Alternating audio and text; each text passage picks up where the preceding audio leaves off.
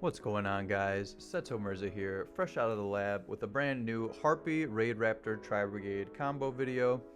And before we get started, I just wanted to give a huge shout out to all of you guys for absolutely smashing the 50 likes goal that I had on my last video. All of the support, comments, likes, everything has just been really great and motivating me to continue to keep labbing and working to try and find the best way to make Harpies competitive in today's meta. So for those of you in the Harpie Discord, you may have seen me messing around with this build in the past, but without further ado, let's just get right into it, and we're going to get started off with the combo.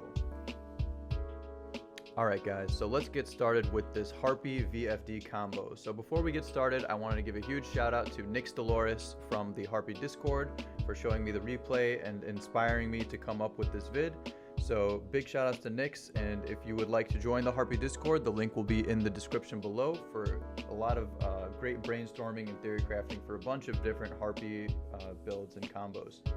So for this combo, we're going to need Harpie Channeler and any Harpie card to discard. So we'll normal summon Channeler and activate the effect Pitching Feather Duster to bring out the Harpie's Pet Dragon. Yes, this is a very underutilized piece in Harpie's arsenal, but with the Pet Dragon, we can use Channeler's effect to modulate to level 7, and then we can overlay these two for a copy of Raidraptor Arsenal Falcon. So Raidraptor Arsenal Falcon's effect can activate detaching 1 to special summon a level 4 winged beast from deck, and we'll bring out Harpie Perfumer. Perfumer's effect will activate, giving us Elegant Egotist, which we then activate to bring out a Harpie Lady from deck. Next, we can overlay these two level 4s for a copy of Raidraptor Force Strix. And then we'll detach 1 to trigger Force Strix's effect to search us a Raidraptor Singing Lanius, which we can then special summon since we control a face-up Xyz monster. Then we'll link these two Dark Winged Beasts off for a copy of Raidraptor Y-Strix. Y-Strix effect will trigger on summon to bring out a copy of Raider's Wing. Then we can overlay these two level 4s into another copy of Force Strix, and we'll activate its effect here to search for a copy of Raider's Wing. Next, we will trigger Y-Strix's mandatory effect to search a rank up spell, and it'll set to the field, which will then activate, paying half of our life points to bring back the Arsenal Falcon and rank it up to a Xyz monster 2 levels higher, which is going to be True King of all Calamities. Next, we can link off these two for a copy of Samorg, and then go to the end phase and bring out the Barrier statue from deck. So our end board is going to be the Barrier statue, Samorg, and True King of all Calamities, which we can then shotgun in the standby phase to block the opponent out from activating monster effects, and they're also not able to attack, so we can kind of guarantee our Barrier statue will survive into the next turn. And then we can use Samorg as our follow-up to bring out a Harpie from deck and continue our plays that way. So this is the basic combo. There's also other combos where if you don't open up the Channeler specifically, then you can bring out what's his name? The Super Slash.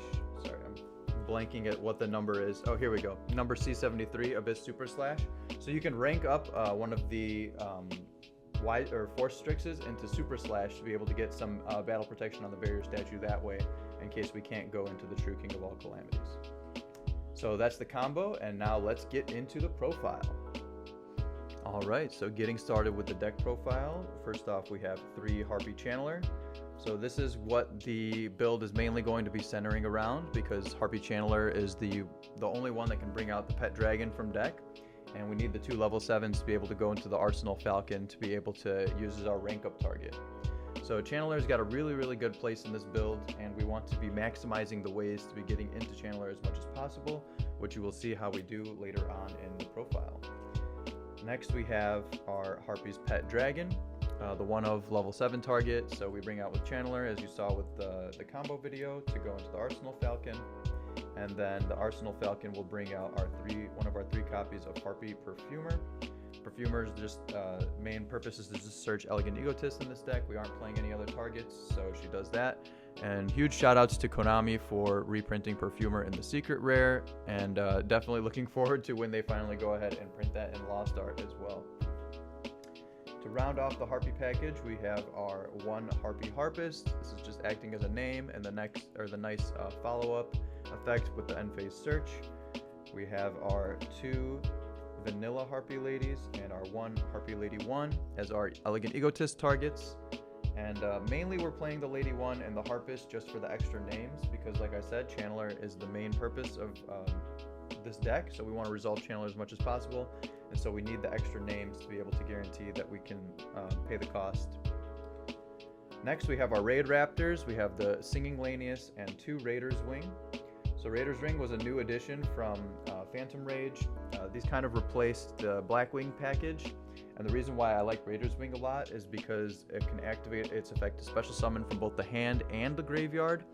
And so you can pitch Raiders Wing with a Tri-Brigade effect or with the Swallow's Nest and be able to bring it back later the same way and continue to combo off that way. So that's why I really like Raiders Wing. I was playing 3 Raiders Wing at one point, but really the only reason to do that is if you hard open 2 of them, it makes the combo a little bit awkward. But since we're playing the Tri-Brigades, we've got other lines of play that don't rely on specifically resolving the VFD combo by itself. So for that reason, I think that we can get away with playing 2, but maybe worth testing with 3. Next, moving on into the Tri-Brigade package, we have our triple Fractal. We got 2 Nerval and the 1 Keras. So this is the same ratio that I was playing pre-Blazing Vortex. Tri-Brigade Kit and Tri-Brigade Rendezvous have made an addition to the other pure Harpie Tri-Brigade list that I've been working on. But in this deck specifically, I don't think we need to be going for Kit and Rendezvous since we have other ways of protecting the barrier statue. And they're basically being used for extension plays here rather than being the main focal point of this deck. So we're just going to be sticking with the standard 3-2-1 ratio. And then our only hand trap that we're going to be playing in the deck is Psy Fraying Gear Gamma with the 1 driver. So this is the best hand trap to resolve going second across the board pretty much. Just a very high impact whenever you can resolve it. And it also has the benefit in this deck of being able to be used whenever we're triggering like a Tenki or a unexpected die or another card you will see later in the deck. Basically anytime, or Swallow's Nest actually is a really good application for this as well. When you tribute off your Harpie for cost, you have no monsters on board, and then if you get ashed, it's usually catastrophic, so Gamma really helps mitigate that. And we're also, Gamma, when you summon it on your own turn, you can easily synchro up into the Cyber Slash Harpie, so that's really nice with Gamma.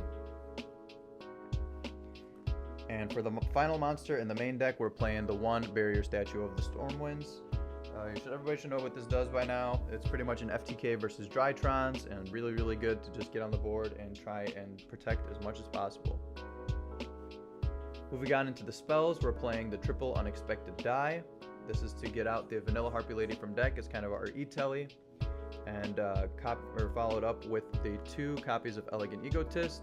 These cards combo really well together because they can put the 2 level 4s on board without having to commit your normal summon. And then we have 2 copies of Swallow's Nest.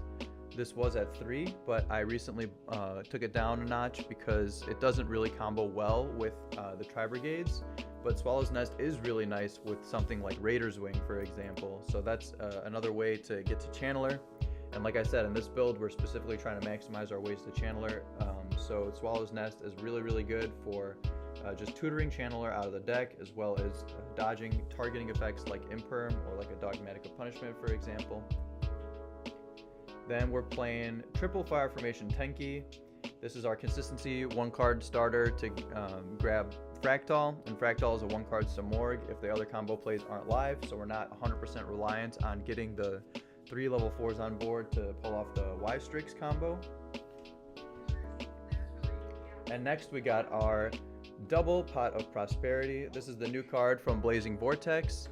I would be playing 3, but space is really tight in this deck. I'm already at 41 cards, and my 3rd copy is still on the way, so there's another reason why I'm not, but 3 definitely could be justified.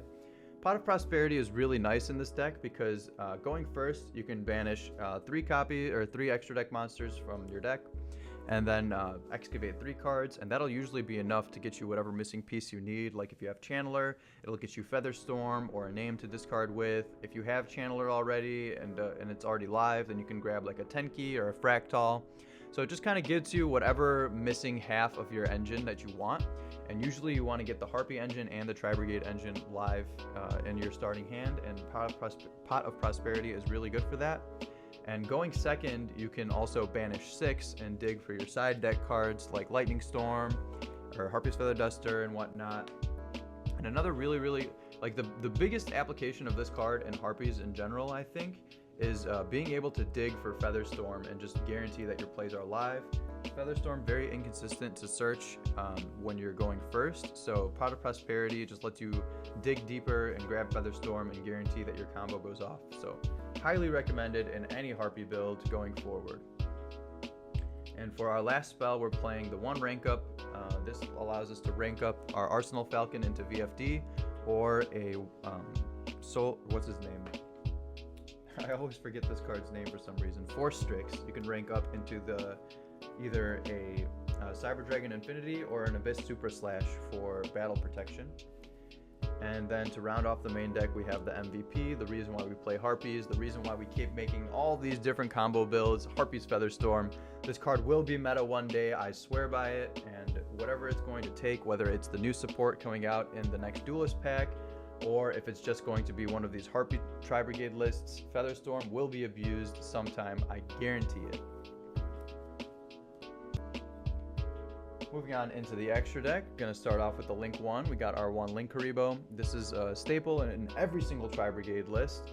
You just link off Nerval into Linkuriboh and search for Karos, and you can make your plays live that way. It's really good as a backup option, and I highly recommend it. It's only a matter of time before you're gonna open a hand where you just have Nerval and no other plays, and Linkuriboh is always the way to go to make that combo work. Next we have our Raidraptor Wise Strix. We make him with our 2 Dark Winged Beast monsters, so that's what we go with Force Strix into Singing Glanius or Raider's Wing. And Wise Strix is really nice because he gets the rank up spell out of the deck, and he summons from deck as well, but he's got some restrictions, which is why he's not the best combo piece. But I mean, from all the other Link 2s that summon a monster from the deck, I'd say Wise Strix is probably the most balanced, so something going for him, I guess. Then we're playing the Tri-Brigade Farragut the Baron Blossom. Finally got my Starlight copy of this. Looking to pick up a second one, so if anybody has a second one, then hit me up. But yes, Farragut really good in this deck. It's just an amazing way to get Tri-Brigades out of your hand and just continue your extension plays. Also has the really nice effect to be able to draw one and put one back to cycle into hand traps and board breaking cards and whatnot.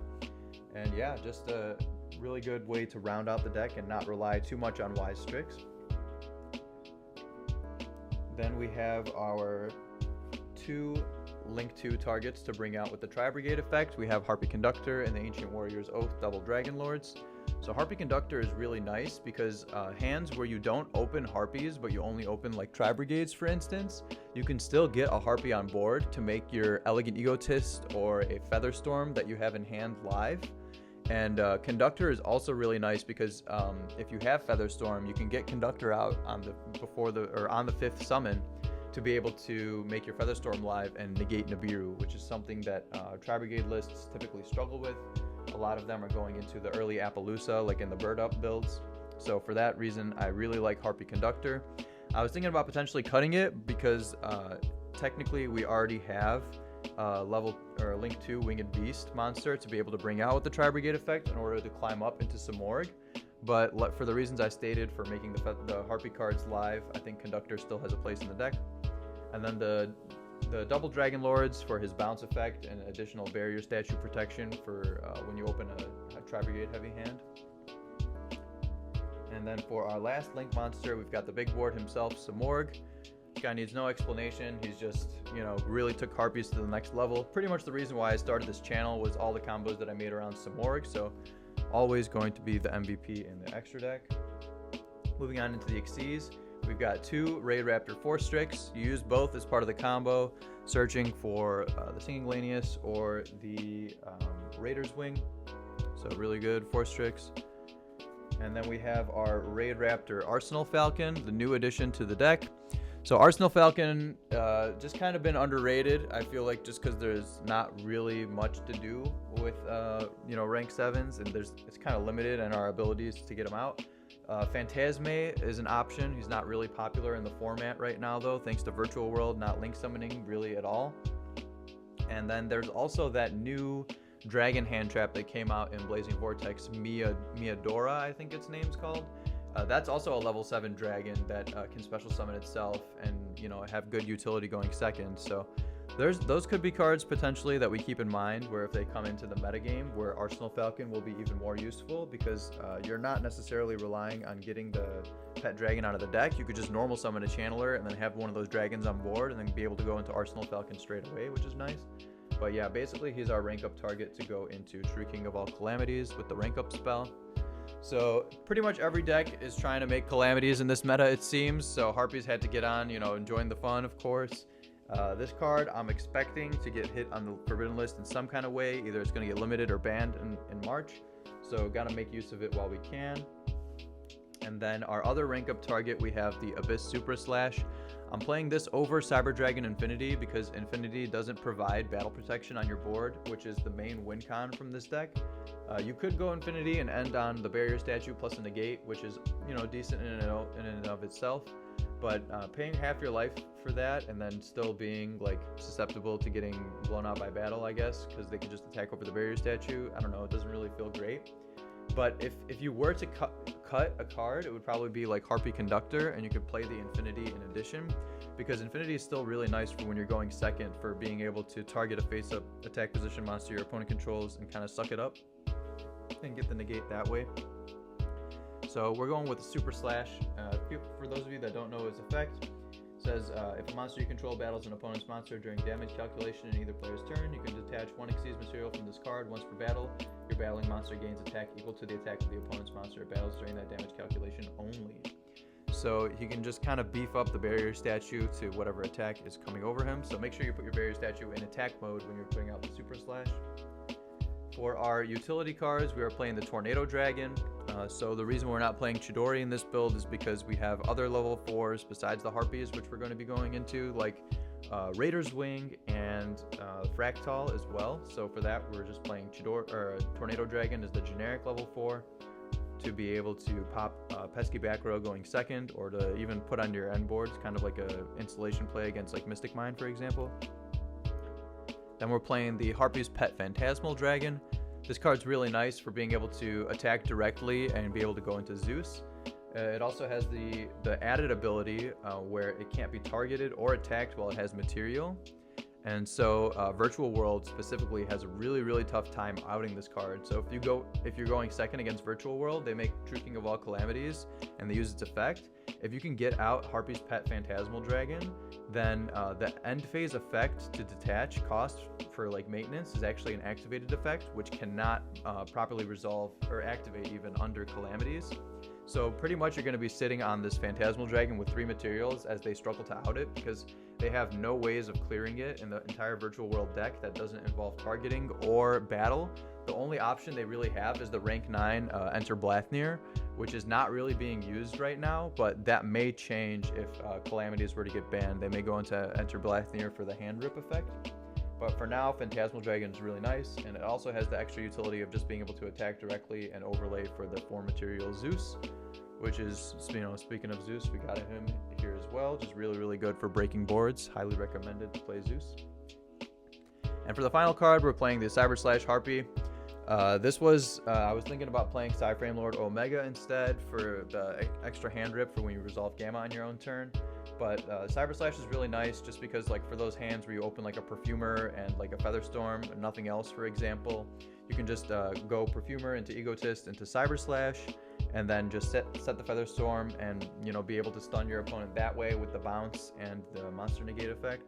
So it's also something that you can put on your end board as well to kind of like make it stronger. So Cyber Slash definitely has a place in this deck as well. Alright, now let's get into the side deck. Let's just do a quick rundown. It's pretty similar to the other side decks that I put on here. For the going first cards, we have Called by the Grave and Imperial Order. Both of these cards just help, play through things on your board. Called by the Grave plays through hand traps. Imperial Order plays through Forbidden Droplet and Dark Ruler No More, which is this deck's biggest weakness, I'd say, from after you get the board established. Then we've got the triple Droll and Lockbird. This is for Drytron, and this is for like Invoked variants or just any kind of build that's, you know, searching a lot. Dragon Link, you know, they definitely struggle under Droll as well. So really, really good card in the current metagame. Then we have our triple Nibiru. This card I was considering playing Cycle Reader instead for additional, you know, cards against Drytron. But I think Nibiru's got better coverage now that we're seeing Adamancipator and Dragon Link come back into the metagame after the last LCS. So Nibiru's got really good coverage, as well as coverage against Virtual World, of course. Then speaking of Virtual World, we got the triple Lancia. This card's also really good against decks like Dinosaur and Phantom Knights, which also are in the metagame in some capacity. And it's also really, really good in the mirror match against any other Tri-Brigade variant, just preventing them from being able to banish and summon. And then we have our 4 back row removal cards, the Harpie Feather Duster, 2 Lightning Storm, and the Red Reboot. Red Reboot most likely should be banned, let's be honest, especially now that we have Pot of Prosperity. We can just excavate 6 going second and rip Reboot, you know. It's going to be really, really, I think, highlighted how busted this card is, how it should either be at 3 or 0, and most likely will, I mean, I don't know, it's kind of speculation, but I think you should kind of go to 0. The card's just very unfair for what it does. And then, of course, the other blowout cards, everybody knows what they do. Alright guys, so that has been the Harpie Raidraptor Tri-Brigade VFD deck profile. I hope you all enjoyed. My next video, I'm going to be going back to more of a quote-unquote pure list, just Harpies and Tri-Brigades only, no Guard Dragons, no Raidraptors, and just focusing on the cards that came out in Blazing Vortex, so like Kit and Rendezvous and Pot of Prosperity. And just trying to see probably the most like consistent and like most room for defensive cards that we can fit in. I submitted my previous deck profile list to Duelist Academy as well, and it's currently being reviewed by one of their coaches, Noah Bagelman. Huge shout outs to Noah. And I wanted to just let you guys know, because once I get that back, I'm going to be going through and making another video on their thoughts and just, you know, getting another outside perspective from a professional player's mindset on the deck and how we can make it more competitive. And I will definitely be bringing those thoughts to you. So if you enjoyed this video and you made it this far, be sure to subscribe, leave a like, comment down below. I respond to every single comment on my channel. And like I said, all of you guys' support is what motivates me to continue making Yu-Gi-Oh content like this. So until next time, Seto Mirza signing off.